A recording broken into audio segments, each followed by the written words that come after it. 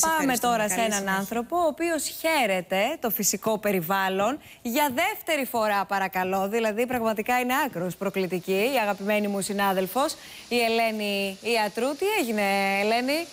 Δευτέρα, Τετάρτη, Παρασκευή σε Λουτρά. Και εγώ νόμιζα ότι πασάρει σε άλλο θέμα και λέω: μα τι γίνεται? Λοιπόν, πρόσεξε να δεις, Άννα. Κάποιοι πηγαίνουν στις παραλίες. Εμείς, επειδή τις έχουμε Εναυθονία και πολύ ωραίες παραλίες, την Χαλκιδική, μια βόλτα, την Αγία Τριάδα και Μπαχτσές, σας τα έχουμε δείξει όλα.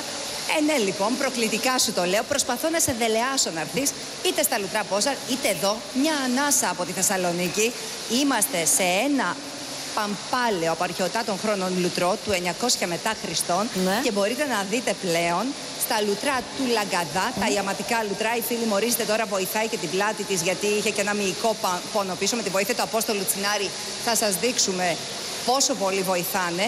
Λοιπόν, είναι κορίτσια τα οποία πλέον βλέπουν τα λουτρά σαν χώρο ευεξίας, ομορφιάς, και βέβαια ερχόμαστε κι εμείς λίγο μεγαλύτεροι για να χαλαρώσουμε τους μυς μας. Για πείτε μας, Πρόεδρε, κύριε Μάρκου, εδώ πέρα, πόσο ετών είναι αυτά τα λουτρά και πώς πιστεύετε? Είναι από το 900 μετά Χριστόν. Υπάρχουν δύο παραδόσεις. Μία λέει ότι ο Μέγας Κωνσταντίνος και η Αγία Ελένη ήρθαν για θεραπευτικούς σκοπούς και έκατσαν πάρα πολύ καιρό εδώ.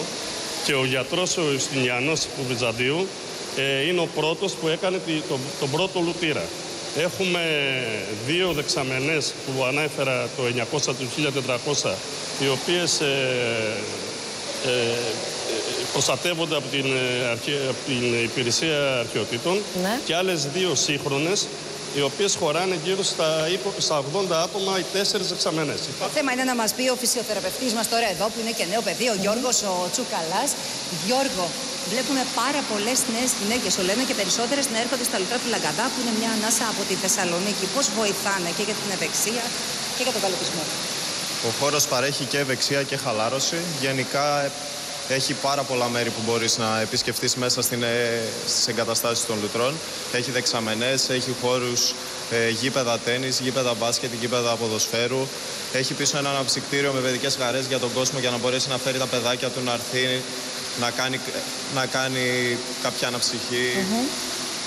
Και μέσα στις δεξαμενές εδώ πέρα μπορεί να συνδυάσει το... Πόση ώρα μπορούμε να μείνουμε στη δεξαμενή? Μας κάνει καλό και πρέπει να μείνουμε. 1/4 με 20 λεπτά είναι ο ενδεδειγμένος χρόνος. Από εκεί και πέρα είναι ανάλογα το πόσο αντέχει ο άνθρωπος. Μπορεί να βγει, να κάνει ένα κρύο ντουζάκι και να ξαναμπεί μέσα να ξανακάνει τον μπάνιο. Ορίστε, Άννα. Τώρα σε είδαμε στο πλάνο, γιατί δεν είσαι μέσα? Μισό λεπτό. Είναι δυνατόν? Τον είσαι σε αυτό θα του ζητήσω μισό λεπτό. Το σημείο και είσαι έξω. Νομίζω ότι δεν ήταν ενδεδειγμένο να είμαι μέσα, να βάλω μαγιό. Έπρεπε να διατηρήσω τη δημοσιογραφική μου ιδιότητα, αλλά πρόσεξα, έβαλα φουστάκι ειδικά για σένα για την εκπομπή. Μέχρι εδώ, γιατί και εγώ υποφέρω με το αυγενικό μου. Πόσο πίσω μου λέει, Κονολίδης, να πάω πίσω. Λοιπόν, θα το κάνω. Προσοχή. Χάνετε 39 βαθμούς θερμοκρασία. Είναι πραγματικά εκπληκτικά. Να πούμε όμως τον κόσμο που θέλει να έρθει. Βέβαια. Πόσο κοστίζει, Γιώργο, και πού μπορούμε να βρούμε, μισό λεπτά, και πού μπορούμε να βρούμε πληροφορίες? Πληροφορίες μπορούμε να βρούμε στο site μας στα lutralagada.gr, και το κόστος είναι 20 ευρώ τα δύο άτομα για την πριβέ δεξαμενή, και από εκεί και πέρα τις ίδιες δεξαμενές μπορεί να μπουν και ομαδικά ο κόσμος. Ναι, θέλουμε κάτι πιο οικονομικό, όπως αυτή ομαδικά, έτσι. Είναι 6 ευρώ το εισιτήριο, για κάθε άτομο μπορεί να έρθει και να κάνει μία ώρα να παρευρίσκεται μέσα στις δεξαμενές. Εξαιρετικά. Μασάζ, γιατί θέλουμε και μασάζ να χαλαρώσουμε. Εννοείται, είναι από εξειδικευμένο προσωπικό. Έχουμε και θεραπευτικό και χαλαρωτικό μασάζ. Μπορεί να έρθει να κάνει, ξεκινάει από 20 ευρώ και μπορεί να φτάσει ανάλογα με το τι θέλει να κάνει ο καθένας. Οπότε, Άννα, θα κλείσω για μένα και για σένα. Αν θέλουμε και παρέα από το Sky, θα πάρουμε αυτή την ομαδική. Και σε παρακαλώ, πες στα αγόρια μας, τον Χρήστο Κούτρα και τον Γιάννη Τσούνο, ότι η επόμενη σύνδεση ακυρώνεται.